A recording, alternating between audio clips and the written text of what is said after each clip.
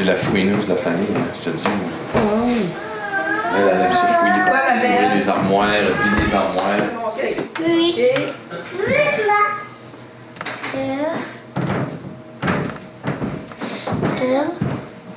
Bravo, cocotte! On aimerait ça, ce matin, vous partager un peu une partie de l'histoire de notre famille.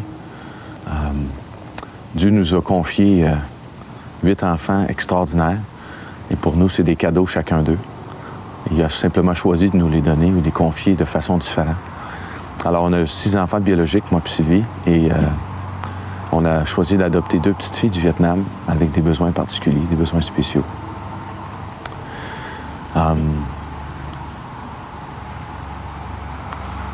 Le premier qu'on a adopté, Florange, elle a un début à sa vie, un début tragique, un début dramatique. Le conjoint de sa mère, le jour de sa naissance, convaincu que sa femme avait été infidèle, a pris une machette et lui a frappé au visage 7 ou 8 fois. Et elle a perdu la moitié de son visage. Il l'a jeté dehors et quelqu'un l'a ramassé et lui a laissé sur les escaliers de l'hôpital, croyant toujours qu'elle était pour mourir, mais elle a survécu. Les premiers 3 mois de sa vie, elle a lutté entre la vie et la mort avec toutes les opérations, les interventions pour le garder en vie. Et après 3 mois, elle a été placée dans un orphelinat. Et une dame qui est devenue dans nos cœurs très importante, elle l'a vue, puis elle a fait une promesse de trouver une famille pour l'adopter. On a entendu parler d'elle justement à ce moment-là, quand elle avait 3 mois.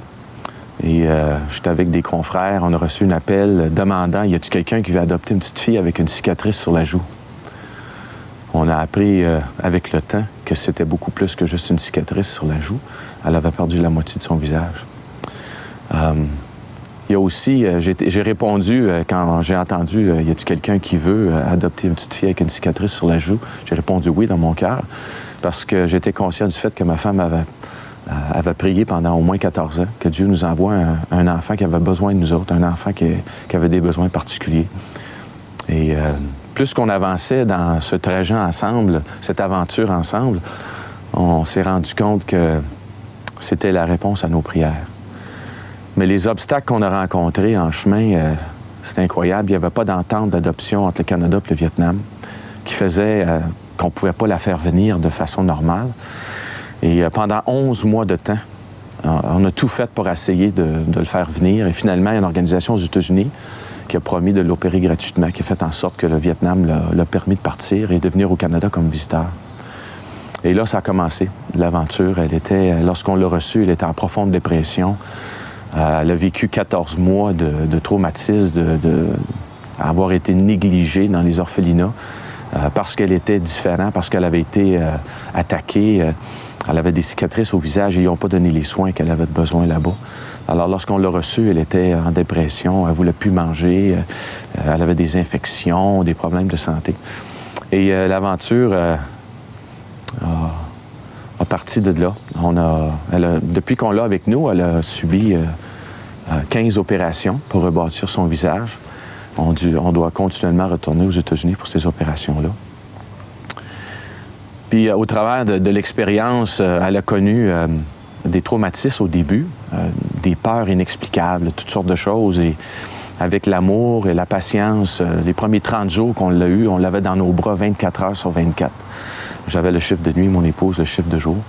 Et finalement, on a vu qu'elle a commencé à débarquer de nos bras, elle a commencé à se sentir aimée. On a vu son visage changer d'une fille traumatisée à devenir une petite fille un petit peu plus joyeuse.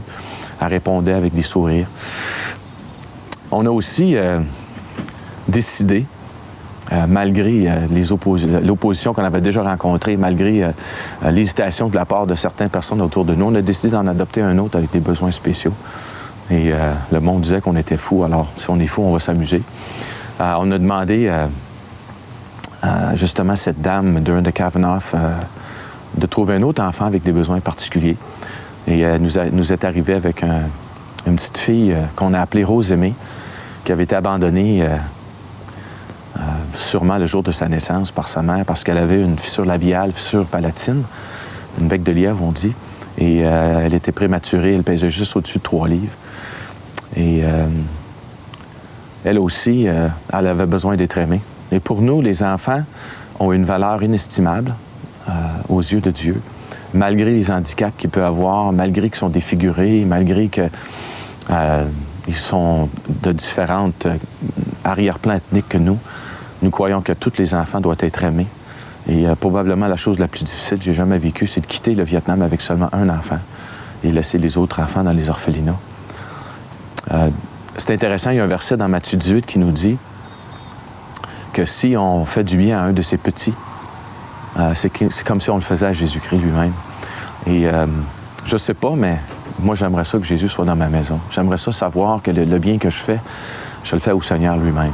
Il m'a tellement aimé, il m'a tellement fait du bien à moi et mon épouse et nos enfants qu'on veut aimer ceux qui sont pas aimés.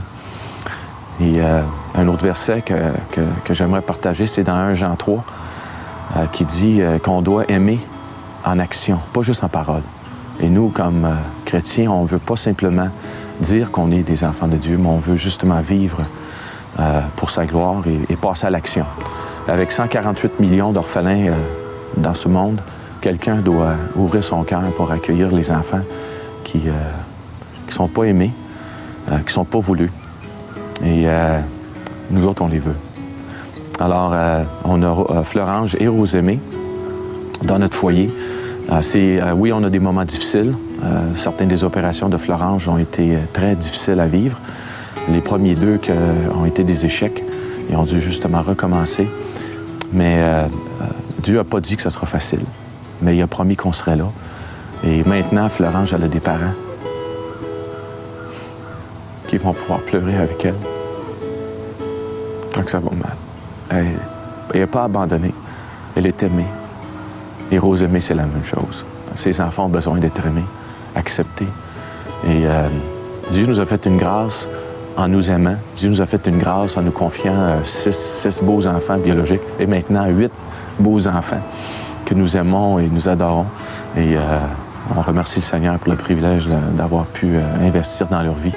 Et on espère être un encouragement pour d'autres familles pour faire cette même pas de foi, de croire en Dieu qui va pouvoir. Et de penser qu'on n'avait pas une scène pour adopter des enfants. Dieu nous a envoyé un enfant qui va coûter des centaines de milliers de dollars pour en prendre soin. Et il pourvoit tous les moyens pour le faire de façon miraculeuse. On lui fait entièrement confiance.